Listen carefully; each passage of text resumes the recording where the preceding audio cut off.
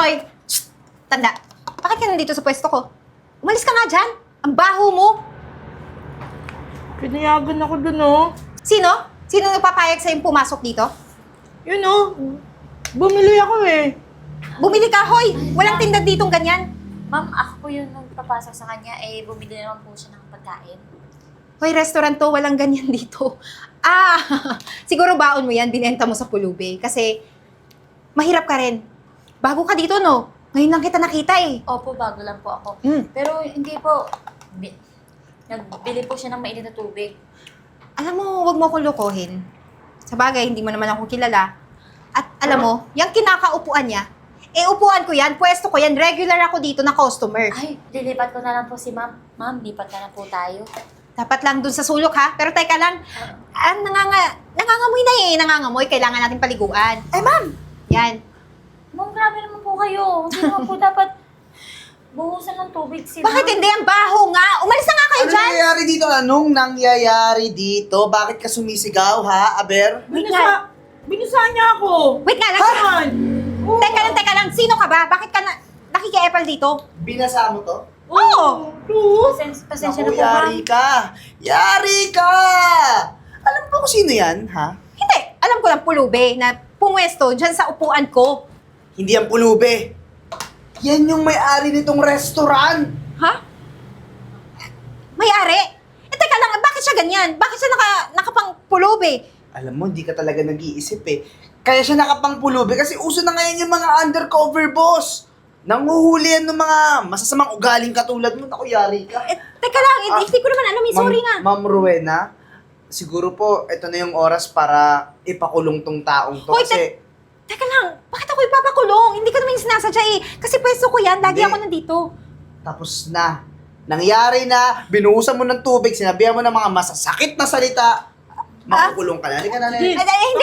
Ayoko. Pakulong mo yan, pakulong mo. Uy, Ayaw mo makulong? Ayaw mo sorry. makulong? Ayoko nga. O, magbayad ka ng danyos. Ang grabe yung ginawa mo sa kanya. Danyos? Magbabayad ka ng 10,000 kung ayaw mong makulong. 10,000 talaga. Pwede ko naman siyang bigyan ng bagong damit eh. Wag lang 10,000. Halika na. Sa kulungan ka Hindi, naman. ito na. Ano ba? 10K. Eh, 10K. Ayan. ayan o. Okay.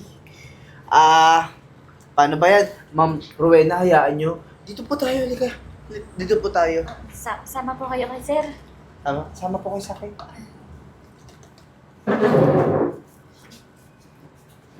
Eh, sorry po ulit ha.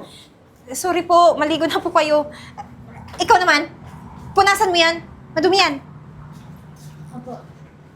Halika, bilisan mo muna, tatanda. Oh, di ba? Naka-easy agad ako ng 10,000 dahil sa'yo. Ganun lang dapat lagi. Oh, tignan mo, oh.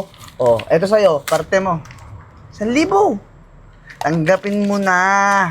Sumakay ka lang sa mga trip ko, mga malupit ako mang scam. Alam mo ba na porting-porty ko yan? Gamay na gamay ko mga pang-i-scam. Scam? Scammer ka? Di pa ba obvious?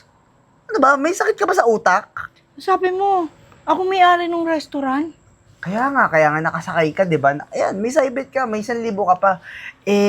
Ito nga, mayroon pa akong iisipin na magandang proposal para sa'yo.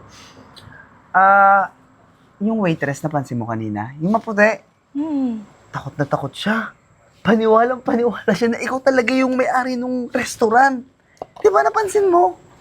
Ngayon, naisip ko kung malamang bago yung waitress na yun.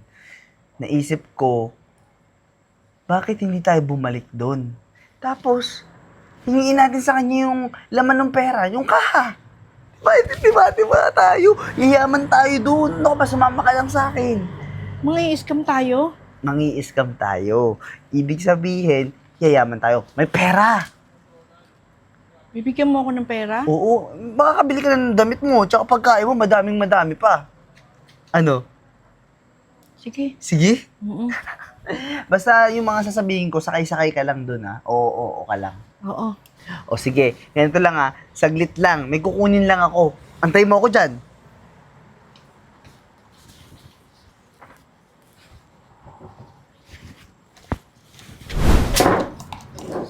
Ay, ma'am! Ma'am, bakit hindi pa rin po kayo nagpapalit ng damit? Wala man akong damit eh. Eh, paano po nangyari yun na wala pa kayong damit? Huwag kang maingay ha. May sasabihin Bakit po? ako sa'yo. Sabi kasi nung lalaki doon, kanina. Lalaki? Oo. Yung kanina? Oo. Sabi, kunin ko daw lahat ng benta mo eh. Benta ko? Kunin po? Oo. Ay, hindi po pwede yun. Eh, Pero, di po ba kayo may-ari ng restaurant na to? ako, may-ari. Di ko alam eh.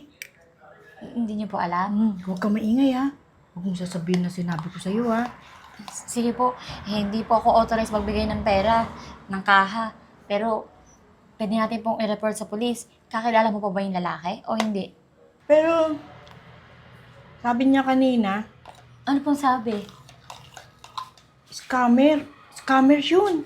Scammer daw siya. Scammer po siya? Oo, pero binigyan niya akong pera oh. Bibili nga ako sa'yo mainit na tubig eh. Sige, sa'yo na lang yan. Ang binigyan ka po niyang pera. Mm-mm. Tago niyo po. Hayaan niyo po. Ito, keep niyo na lang po. May tatawagan na po ako. Ito, ayaw mo? Opo, wait lang po ah. Hello? Hello? Ate Beth? Punta ka nga dito sa restaurant. Kung pwede ngayon na. Uy! Ma'am Rowena, dito ko na naman pala kayo matatagpuan. Kanina ko pa kayo nahanap. Nauna na po pala kayo dito sa restaurant nyo eh. Hello, sir. Restaurant ko to. Oo, di ba? Sabi mo sa akin, restaurant mo to. Tsaka, oy, ikaw cashier ka? Di ba? Ikaw cashier Hindi dito? po, waitress po ako dito. Ah, waitress. Kasi, nakausap ko to si Ma'am Rowena. Ngayon, kailangan niya ng pera. Kailangan niya ng pera. Puntahan mo yung kaha, yung cashier, kausapin mo kung sino man, ibigay mo sa amin yung pera. Pero sir, wala pong may authorize sa akin magbigay ng pera eh. Ayun lang. Ma'am Rowena, paano ba yan? Di ba napag-usapan natin na nag-undercover ka ngayon para tanggalin yung mga masasamang tao? Ito, masama to, ayaw sumunod. Mawawalan ka na Sir, ng wag naman po trabaho. ganun. Kailangan ko po ng trabaho ko eh. Tsaka bago lang po kasi ako dito. Ayun lang, patay ka. Ma'am Rowena, ano? Tatanggalin na natin yan. Mawawalan ka ng trabaho. Magugutom yung anak mo. Magugutom yung nanay mo. Wala ka na ibibigay sa pamilya mo. Sumunod ka na lang. Kunin mo yung pera sa kaha. Pero po, may kakilala po akong pwede mag-authorize ng pera. Ayun Siya naman ba? pala. Tawagan mo na. Ayun. Ma'am! Ma'am! Dito po! Oh, ayan. Oh, eto? Opo, siya nga po. Sinabi po kasi ni ma'am na scammer, tama po ba? Scammer siya? Sabi nito, kunin daw yung benta. Normal ka talagang. Sabi mo, huwag kang mag... Ano, Jeep, sir? ano lang, hindi nagkaintindihan. Alis na ako, alis na lang. Hindi. Ito, Doon tayo magkakaintindihan sa pasinto. ito, pulis oh, binigyan niya sa akin oh. Nako, Nay. Hawakan mo na lang yan. Ako nang bahala sa humag na to. Halika na. Huliin niyo na po yan, Chief. Bago pa maraming restaurant mabiktima. Jeep, ayoko makulong. Ay, Hala, nakulong na siya. Dahil po yun sa inyo. O ano po? Bigyan kita ulit may tubig? Sige. Sige. Arian, kamusta yung restaurant?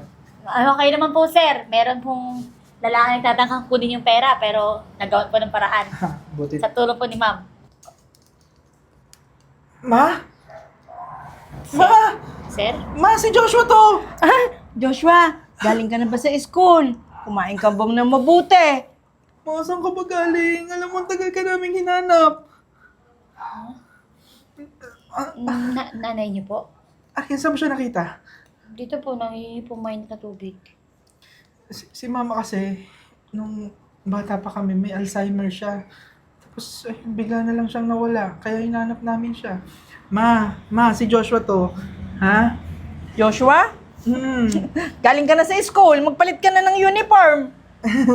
Ma, huwag ka nang aalis ulit, ha? Arian, ipaghanda mo si mama ng pagkain, ha? Ma, sige po. upo ka dito, ha? Sige na, Arian. Sige po, mawala po ako.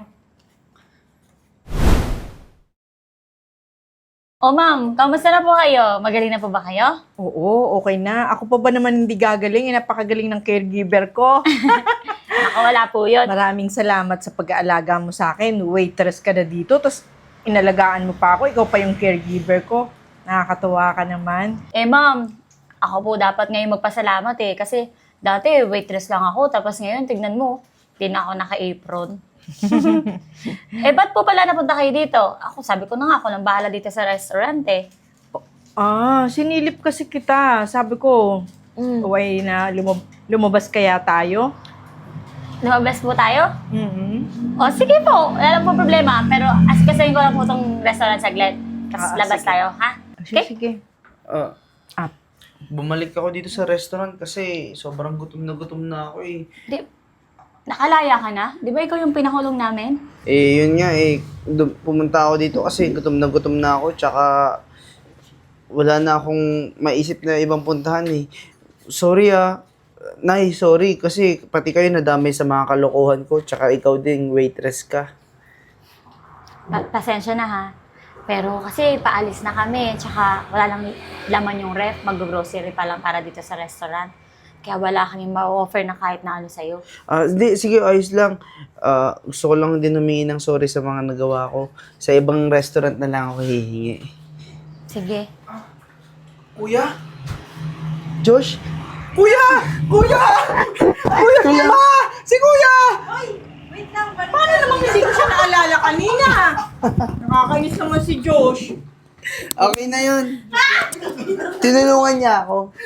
Buwisit ka